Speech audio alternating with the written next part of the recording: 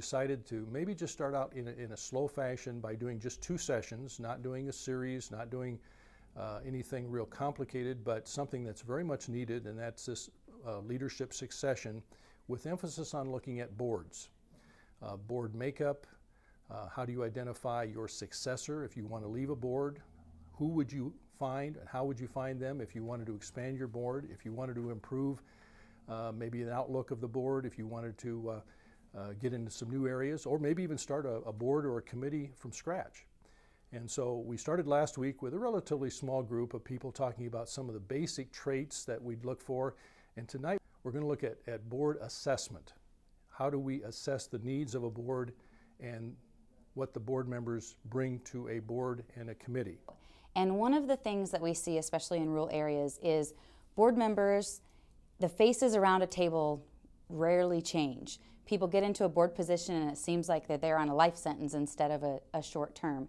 And so we started thinking big picture about what is it that boards actually do and what makes a good board member, and how do we really think about when's my time up and how is it that I figure out who can replace me in this board and what is it that our board needs. And so we started looking at what makes up a good board, which is definitely about representing the diverse opinions, the diverse perspectives of the community and especially the organization, and thinking about how do you evaluate where you're at on a board and what sorts of skills, expertise are you missing from time to time, so that when one of those board seats opens up, you know exactly what kind of people you're going after.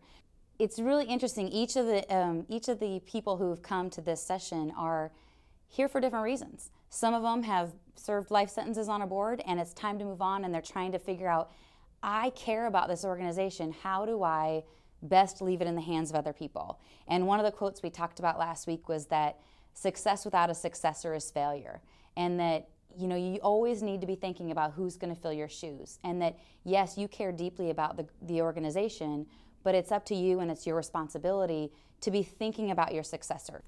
I have a nonprofit board, and it is very difficult to find people who are dedicated to commit themselves to be on a volunteer board.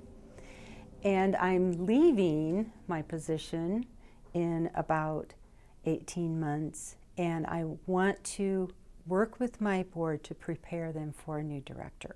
I see a need for new leadership to be developed in the communities, and being recently retired, I am enjoying doing what I'm doing now, but I also know that we need to work on getting new blood and younger people involved, and I was hoping that this would help me get some ideas as to how to do that.